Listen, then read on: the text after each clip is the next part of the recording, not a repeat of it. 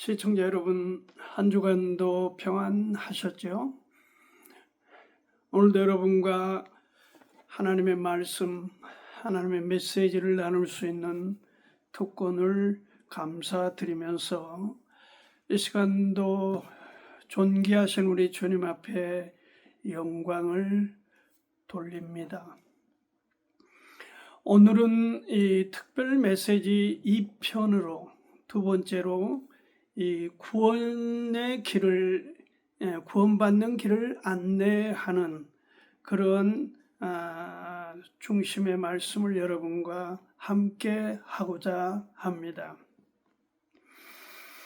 우리가 받을 수 있는 최고의 선물, 사람으로 이 땅에 태어나서 받을 수 있는 최고의 선물은 뭐니 해도 하나님이 주시는, 값없이 주시는, 은혜로 주시는 구원입니다. 이 구원에 대해서 지난 시간에 그 특별 메시지 1편을 이렇게 정리를 했습니다. 하나님은 사람을 최고로 고상하게 지으셨다. 그리고 그 사람으로 이 세상 모든 것들을 지배하고 다스리고 그리고 땅 위에 충만케 살도록 축복해 주셨다. 그럼에도 불구하고 이 하나님과 했던 마귀를 쫓아 그 마귀의 유혹에 따라서 아담과 하와가 넘어지고 결국은 하나님을 떠나고 마귀 편에 속하게 되었다. 그래서 허물과 죄로 죽어버렸다. 하나님과 사람 사이가 죄로 인해서 분리됐다. 칼을 쳐버렸다. 그리고 그 결과로 사람은 결국 짐승 차원으로 추락했다. 타락한 사람의 모습이 결국 동물, 짐승 수준이 되고 말았다 하는 것을 주요 골자로 여러분과 1편에서 나눴는데, 오늘은 이어서 그리 된 인간의 모습, 짐승처럼 추락해버린 하나님의 형상은 온데간데 없고 마귀의 마귀의 그런 쫄개가 돼서 이 짐승 차원으로 추락해버린 그 사람, 그 모습이 어떤 거냐? 여기 마태복음 15장 18절 말씀부터 보니까 이렇게 말씀을 하고 있습니다. 입에서 나오는 것들은 마음에서 나오나니 이것이야말로 사람을 더럽게 하느니라. 마음에서 나오는 것은 악한 생각과 살인과 간음과 음란과 도적질과 회방이니 이런 것들이 사람을 더럽게 하는 것이요. 이게 음식을 씻지 않고 먹는다든지 어떻게 밖에서 안으로 들어가는 그것이 우리를 더럽게 한다고 하기보다는 우리 속에, 우리 마음에 이 가득 차 있는 더러운 동물 수준의 이 죄악, 하나님과 등진 상태에서 생산되어지는 그런 악한 것들, 여기 나열을 하고 있습니다. 마음에서 나오는 것은 뭐죠? 악한 생각, 그리고 남을 미워하는 것, 간음하는 것, 음란과 도적질이나 회방, 이런 안에서 생산돼서 밖으로 표출되는 그런 밖으로 튀어나와서 사람들을 해치고 주변을 해치고 내 자신을 해치는 그 더러운 마음, 그것이 부패한 사람 마음에 생산되는 죄로 인해서 하나님과 멀어진 상태에서 발생되고 있는 모양이다, 모습이다. 끔찍하다고 말씀드릴 수 있죠. 그래서 하나님이 빠진 사람의 모습은 그 차이는 조금 있겠죠. 마치 도토리를 세워놓고 그 누가 어느 게 높냐 낮냐 하는 그 키를 재는 것과 거의 비슷하다. 도토리 키재기다. 너나 나나 더 악하고 더 선하냐? 그 아무 소용없는 얘기입니다. 사람은 그렇게 하나님과 멀어지며 마귀의 조종을 받아서 부패한 그 마음에서 생산되는 여러 종류의 죄악들이, 쓰레기들이 밖으로 드러나면서 이렇게 악하고 더럽게 된 것입니다. 지금 우리가 자연계를 보아도 알 수 있죠. 그 깨끗한 산 또는 들 가서 사람들이 텐트를 치고 사람들이 거기서 자고 어쩌고 저쩌고 먹고 하다 보면은요, 더럽고 더러운 쓰레기장이 돼버리고, 심지어는 바다에도 지금 무슨 그 폐품들이 버려지고 그거 자기들이 다 먹고 사는 그 어떻게 보면 생산지이기도 한 그 바다에다가 그걸 다 투기해서 버리고, 그렇게 해서 바다를 더럽히고 산을 더럽히고 들판을 더럽히고 사람이 가는 그곳, 발이 닿는 그곳은 다 오염돼 버리고 더러워지는 것이 사실이에요. 왜? 하나님을 등지고 사는 사람들의 실상이 더럽기 때문입니다. 로마서 3장 10절에서는 이렇게 말씀을 하고 있습니다. 기록한 바 의인은 없나니 하나도 없으며 깨닫는 자도 없고 하나님을 찾는 자도 없고 다 치우쳐 한 가지로 무익하게 되고 선을 행한 자가 없나니 하나도 없다. 그렇죠. 선은 하나님 편에 속한 건데 사실 그 반대편 마귀의 종이 되어 있는 사람에게 무슨 선이 있습니까? 선한 척 한 거고 한두 번 그렇게 신용을 한 거에 불과하지, 어떻게 하나님이 없는 그 세계에 선이 있을 수 있냐? 악하고 더럽다, 무익하다. 로마서 3장 23절에도 우리가 잘 아는 말씀입니다. 모든 사람이 죄를 범하였음에 하나님의 영광에 이르지 못한다.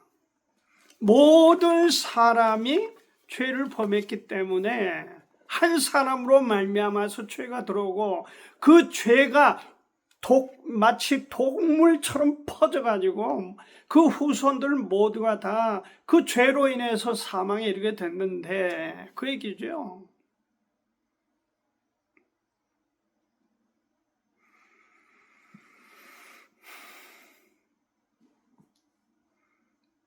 사람은 악합니다.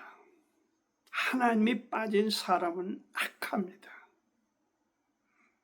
한두 번은 아닐지라도 선한 것처럼 보이고 한두 번은 어떤 좋은 쪽에서 보일지라도 궁극적으로 사람 자체는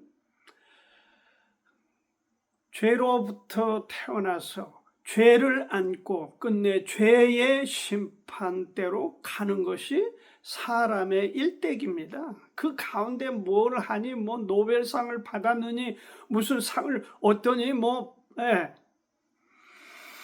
그것은 어떤 국가나 사회나 어떤 그 그룹을 위해서 희생적이고 헌신했다는 얘기는 될 수 있지만은 하나님 편에, 하나님의 눈으로는 다 거기서 거기다. 하나님이 누굽니까? 하나님은 요한복음 1장 1절에 보면 말씀이 하나님이시다 그랬습니다. 말씀이 하나님이시다. 우리가 들고 있는 66권 말씀이 하나님이시다. 요한복음 1장 1절 말씀을 인용한 것입니다. 요한복음 1장 14절에 뭐라고 했습니까? 이 말씀이 육신이 돼서 플래시가 됐는데 그 육체로 오신 분이 누구다? 독생자시다. 그러니까 말씀이 독생자, 예수님이시고 말씀이 하나님이시면 곧 우리가 들고 있는 말씀을 통해서 하나님, 말씀을 통해서 주님이 어떤 분이고 주님이 우리를 어떻게 하셨다? 얼마나 사랑하셨나.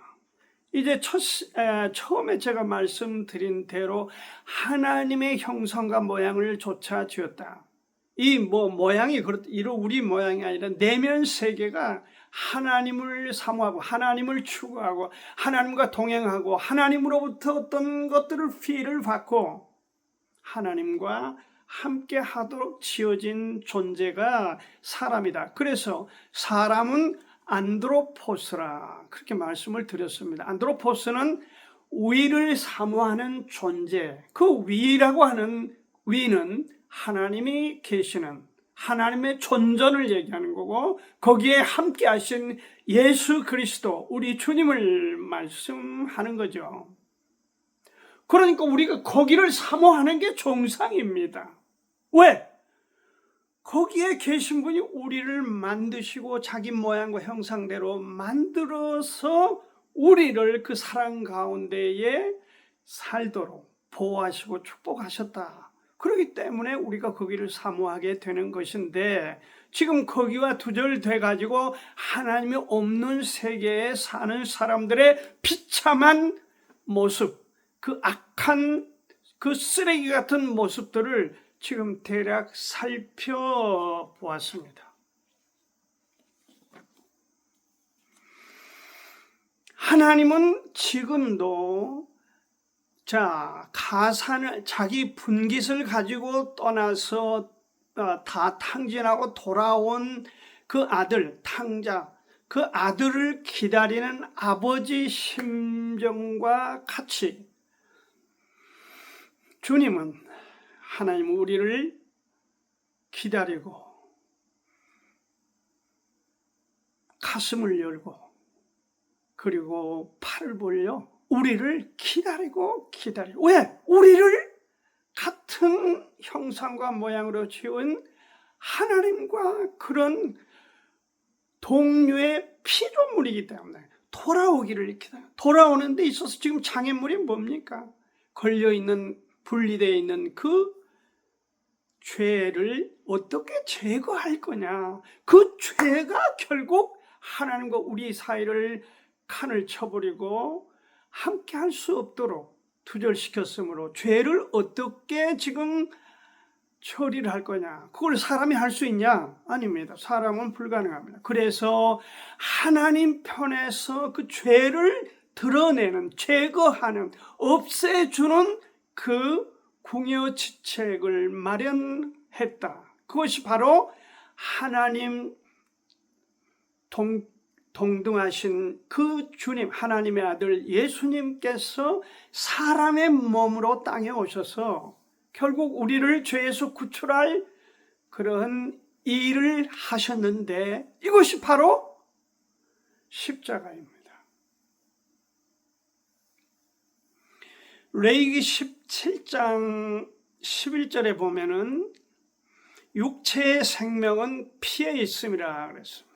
우리 생명은 피를 다 빼면은 죽습니다. 우리가 이 피를 너희에게 주어 다 내뿌려 너희의 생명을 위하여 속하게 하였나니, 속한다는 말은 뭔가 대가를 주고 건져낸다는 뜻이죠. 그러니까 이 피가 다 내뿌려진 이 피가 하나님으로부터 면죄부를 받았다. 한시적으로. 언제?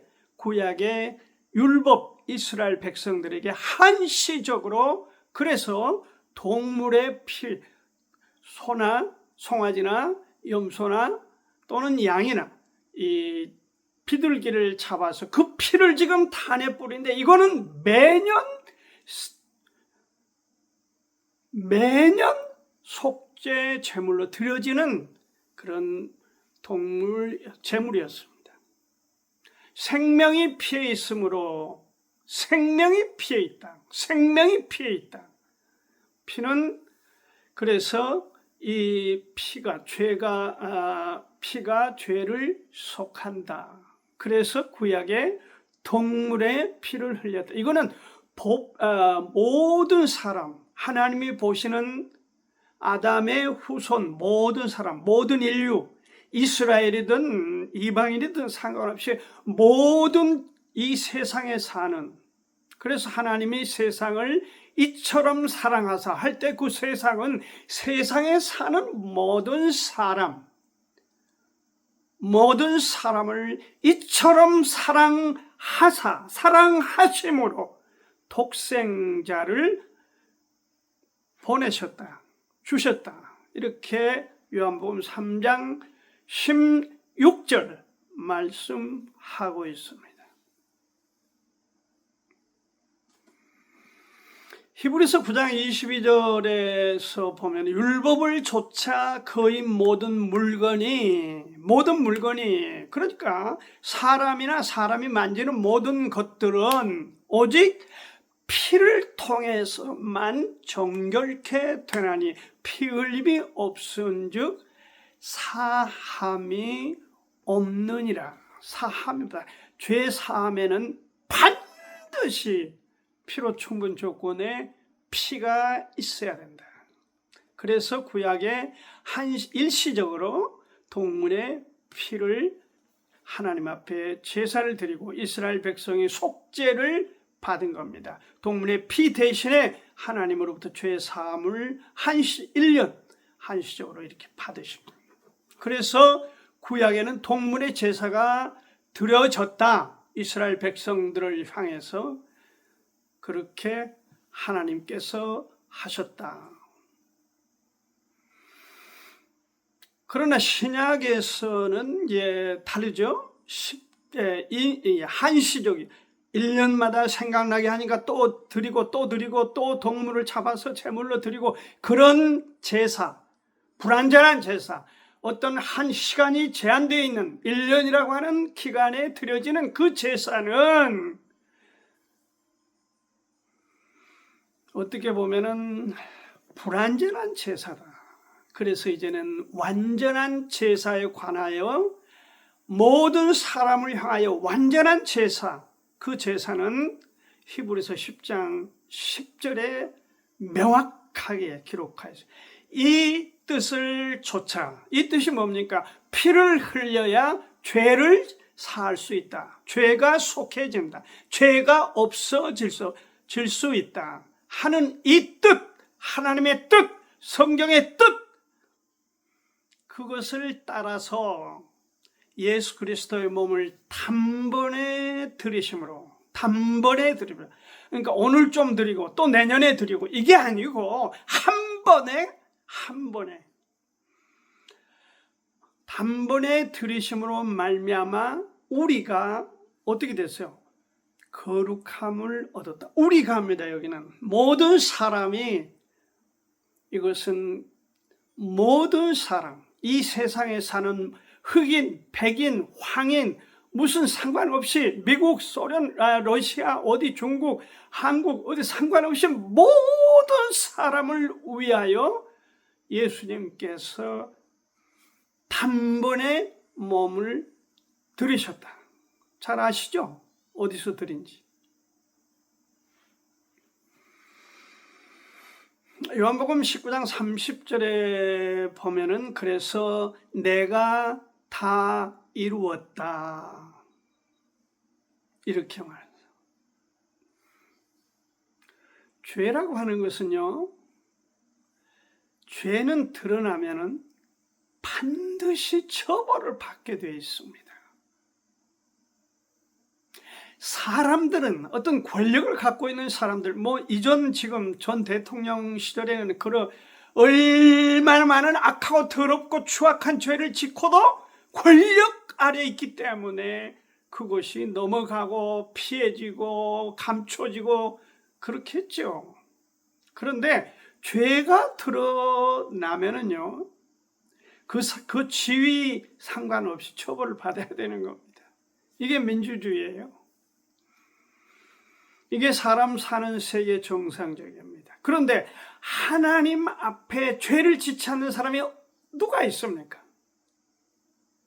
어떤 사람이 하나님 앞에 나는 의인입니다 라고 말할 수 있습니까? 모든 사람이 죄를 지었으므로 지금 말씀했어요. 로마서 3장에.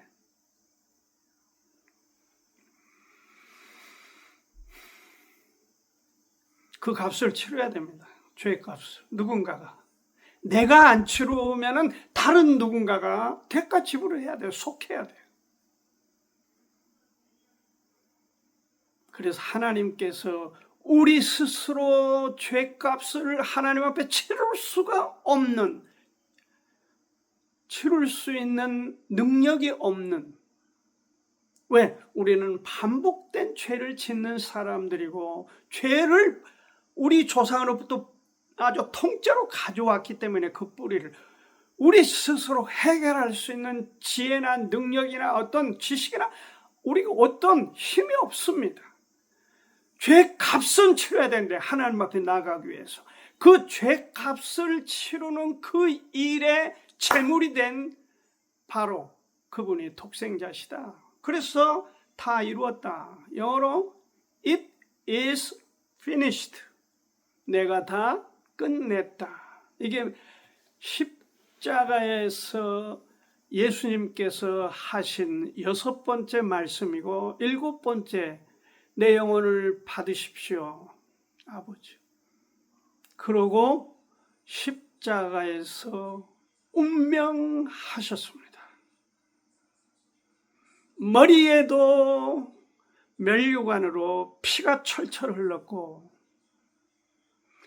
양손에 대못이 박혀서 피가 철철 흘렀고 양팔에 피가 또한 그렇게 철철 흘렸고 끝내는 창으로 옆구리를 찔러 가슴에 피가 머리에서 흘린 피는 우리의 머리로 지은 죄값, 양손으로 지은 죄값, 양발로 지은 죄값, 그리고 우리 더럽고 추악한 마음으로 지은 죄값을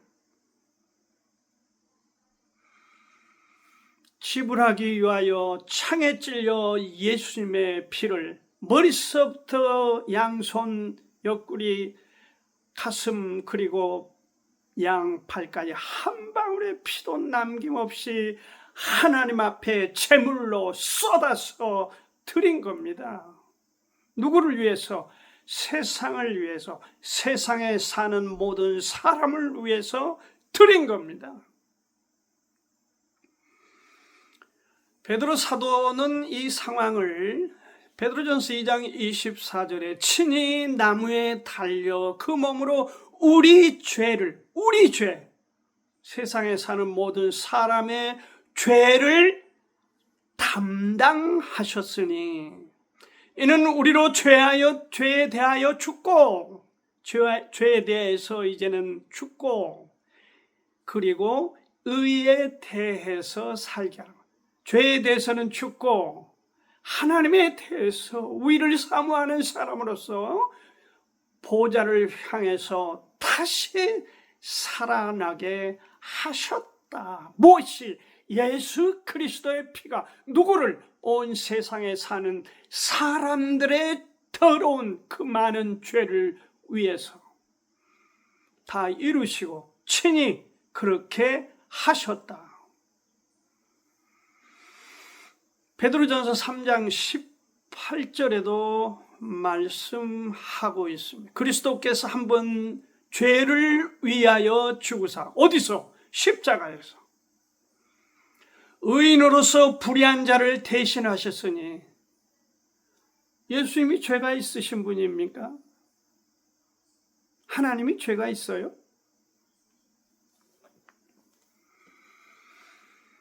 하나님은 죄가 없으신 예수님께 모든 사람, 세상 사람들의 죄를 다 뒤집어 씌우고 십자가에서 피를 흘리며 죽게 하셨습니다.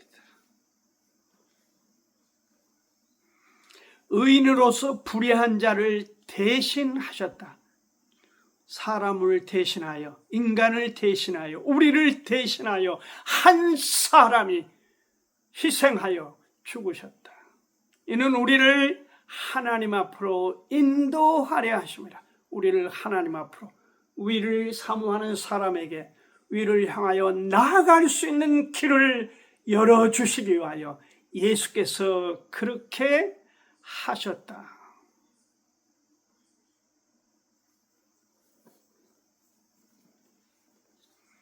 누구를 위해서? 사람을 위해서. 세상에 사는 모든 사람을 위해서 그렇게 하셨다. 그러면 이제 중요한 문제가 이것입니다. 결국은 하나님의 형상대로 사람들을 회복할 수 있는 길을 열어 놓으셨다. 누가? 예수님이. 어떻게? 이 십자가에서 피를 쏟음으로, 피가 생명인데 피만이 하나님께로 나아갈 수 있는 유일한 길이기 때문에 그 길에 나아가도록 활짝 길을 열어 놓으셨다. 누구에게? 모든 사람에게, 여러분에게, 저에게. 무슨 문제가 이제 남아 있습니까? 구원받기 위해서 남아있는 문제, 중요한 문제가 무엇입니까? 마지막 중요한 문제는 이것을 나와 어떻게 적용하냐, 매치할 거냐, 그 문제 아닙니까? 내 개인적으로 이 모든 사람, 세상을 위하여 희생하신 독생자가 나와 도대체 무슨 관계가 있는가? 어떻게 내 죄를 그렇다면 제거할 수 있는가? 그 문제 아니겠습니까? 그래서 요한복음 1장 12절 말씀하기를 영접하는 자, 뭘 영접해요? 누구를 영접해요? 예수 그리스도께서 세상 죄를 지고 가셨는데 그 중에는 나도 포함되어 있다. 영접하는 자, 곧 그 이름을 믿는 자들에게는 하나님의 자녀가 되는 권세를 주셨다. authority를 주셨다는 거예요. 권위를 주셨다. 하나님의 자녀가 되는 특별한 은혜, 어떤 권위를 부여해 주셨다.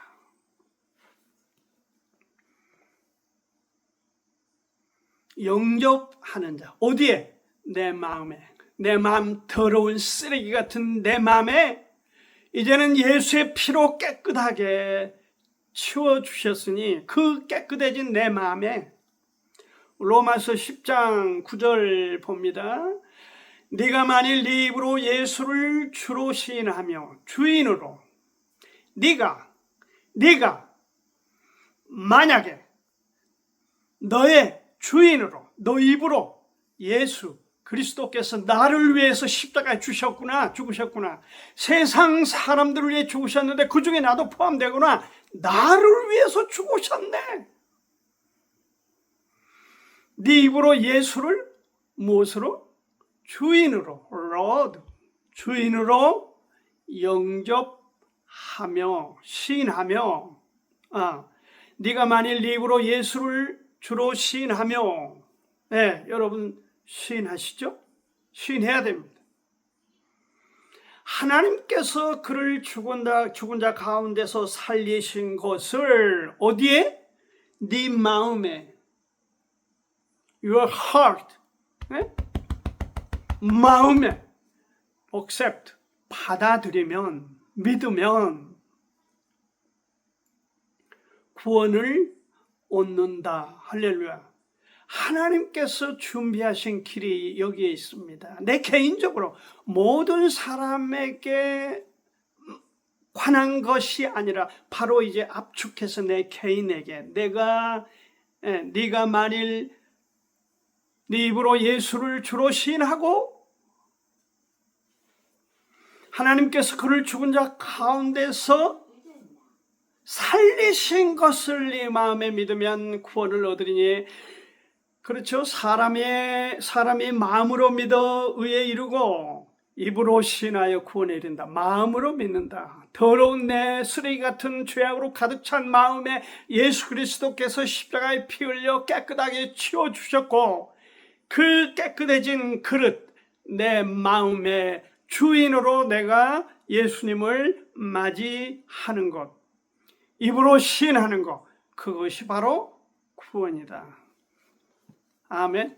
그것이 구원이다. 그것이 구원이다. 그것이 내 개인으로 적용되는 것입니다. 적용되는 거예요. 요한복음 5장 24절에 내가 진실로 진실로 너에게 이르노니 내 말을 듣고 또 나 보내신 이를 믿는 자는 뭘 얻었어요? 영생을 얻었고, 이미 얻었다는 겁니다. 과거 완료입니다. 이미 얻었고, 심판에 이르지 아니하느니 죄 문제로 다시 심판에 관하여 하나님 앞에 설 이유가 없다. 다시 말해서 지옥에서 천국으로 이제 내가 옮겨졌다. 내 신분이. 그 얘기죠. 또 나 보내신 이를 믿는 자는 영생을 얻었고 심판에 이르지 아니하나니 사망에서 생명으로 옮겼느니라. 우리는 이사를 했다. 우리 영혼은 이제 천국 사람으로, 시민으로, 하나님 자녀로 옮겼다.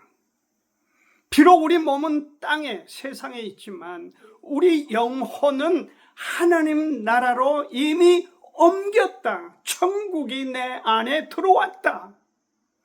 그 말씀입니다.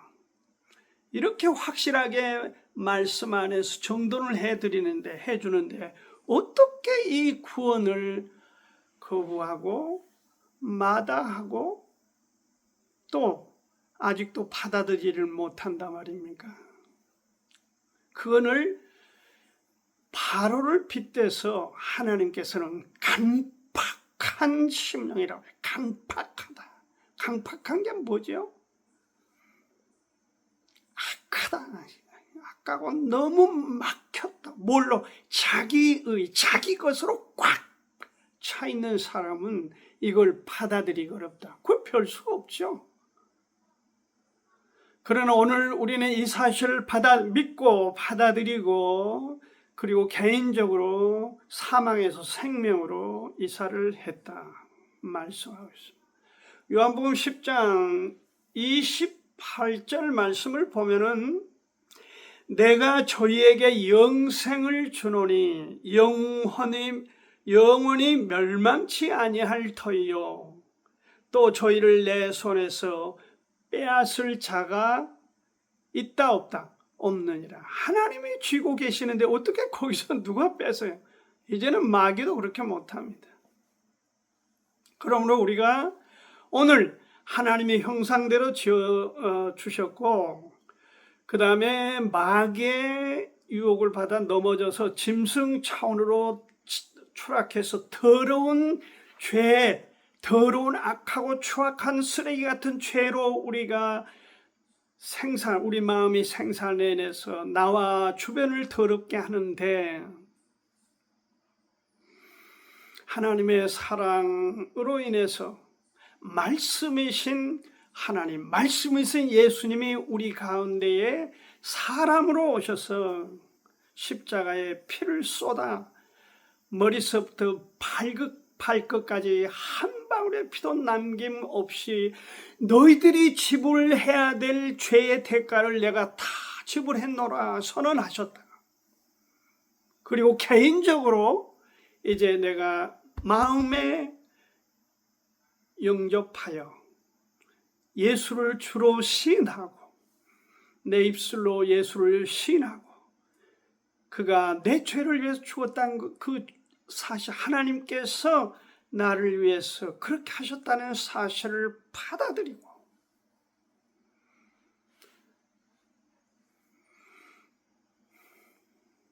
그래서 여기서 인용되는 바로 발생되는 다음 단계, 구원 다음 단계가 바로 침례인 겁니다.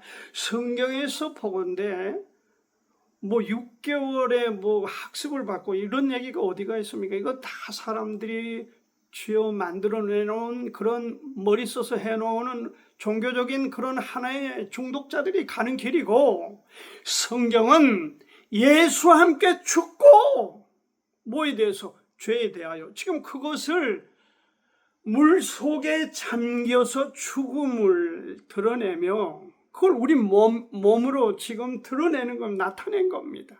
그리고 죄 없어진 우리가 예수와 함께 부활할지어다. 그것이 바로 죽음과 부활, 침례입니다.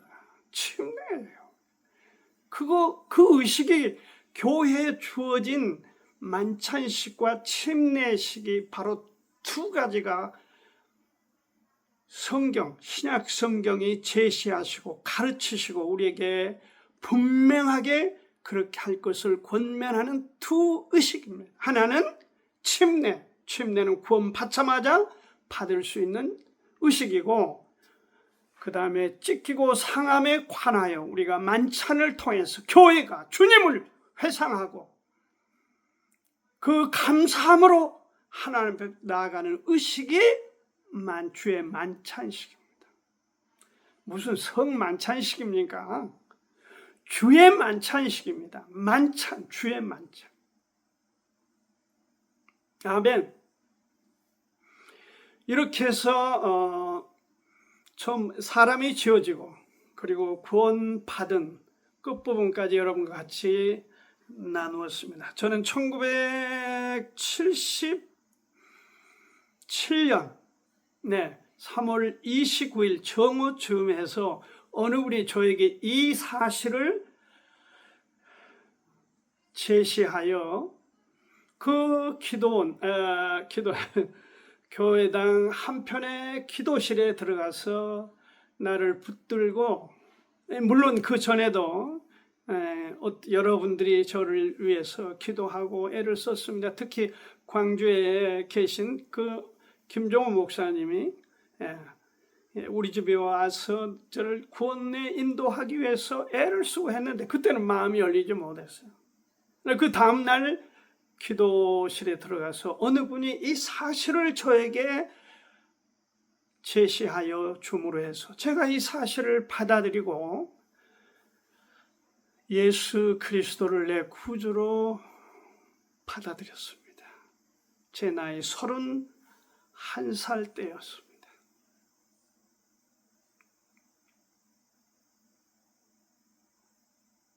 그리고 날씨가 쌀쌀했지만 4월 11일로 기억을 합니다.